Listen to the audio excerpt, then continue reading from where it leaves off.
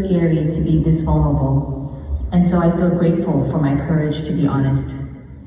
I feel tremendous relief that I don't have to keep hiding you.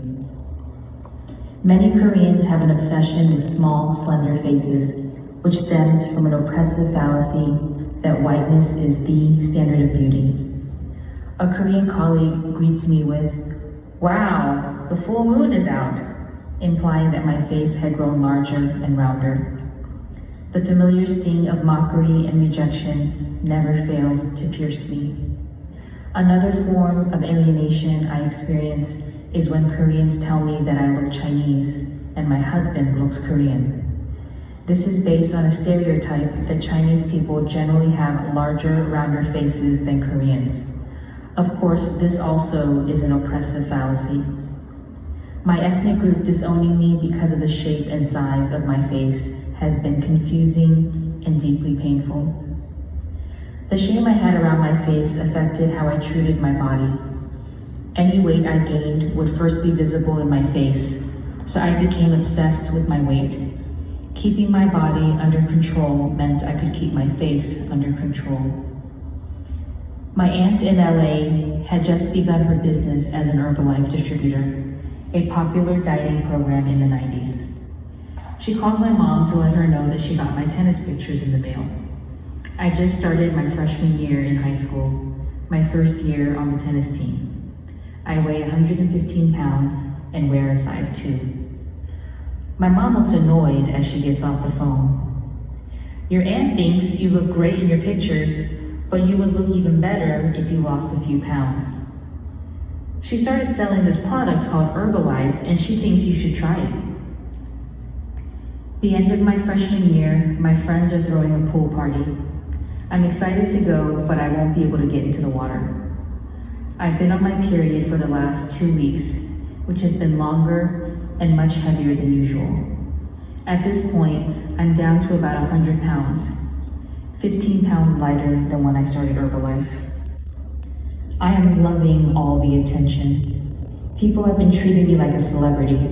They stop to tell me how great I look and how impressed they are that I stuck with the diet. Apparently, my superpower is my ability to starve myself, and everyone wants my superpower. At the pool party, I don't want the boys to know that I'm on my period, so I tell everyone I'm staying out of the water to work on my tan. After a couple hours, I start to feel lightheaded and decide to go inside. I stop by the bathroom first, and as I sit down on the toilet, everything in front of me turns speckled, and then black. In a panic, I quickly feel my way out of the bathroom and down the hall to their kitchen to call my mom. She doesn't pick up, so I leave a message on our answering machine. Gliding my hands against the walls, I use my memory to guide my way back to the bathroom. I quickly lock the door behind me. I tell myself, don't be afraid. Just put your clothes on and then ask for help. You don't want them to see you like this. Just stay calm. I manage to take off my swimsuit and slowly lower myself to the ground to put my clothes on. Once I'm dressed, I make my way up to standing and immediately pass out into the empty bathtub behind me. Since that day, I have fought hard to honor and reclaim the goodness of my body, and I have also struggled through seasons of betraying and abandoning my body. My healing journey has been a process, ever evolving, and I continue to learn new ways to offer my body tenderness and care. One of the ways I've learned to be more kind to my body is by having honest conversations with it. This is a recent conversation I had with my body after the birth of my second daughter. Dear body, in these past few months, I've been feeling the need to get you under control. I've been tempted to go on a diet like Herbalife because I don't like the way you look. Fears of rejection are haunting me again. I so desperately want to protect you, and I'm so tired of treating you this way. You don't need yet another person to tell you that you're bad and point out all the ways you should change. You just had a baby. You deserve rest, gratitude, nurture, and time to heal. I want to name you as good, and yet the distorted beliefs around beauty I've held onto for so long still haunt me. I know it's important not to just stay in my head when I'm having these struggles. I need to reconnect with you. Dear Ella, yes, let's connect. I want to be there for you too. I get why you're tempted to return to something like Herbalife. It seemed to bring you the love and attention you had been longing for. Sadly, the attention you were getting for it wasn't real love. People were applauding you because they hated their bodies too.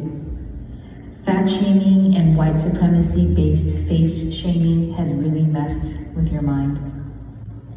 What happened with Herbalife was dangerous. Nearly starving for 4 months really messed with our menstrual cycle. Losing so much blood and going blind was really scary. It will take time to unlearn all the toxic lies. We can keep working at it together. It will be hard to give up the powerful rush we feel inside when someone pays extra attention to us.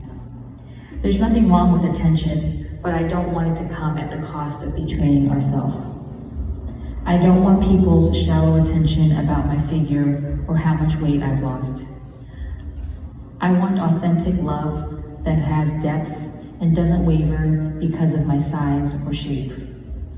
I need tenderness and love that comes from within us.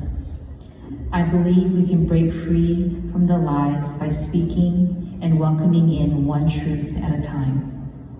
Each brave truth will bring us closer to the freedom that comes with knowing our body is good.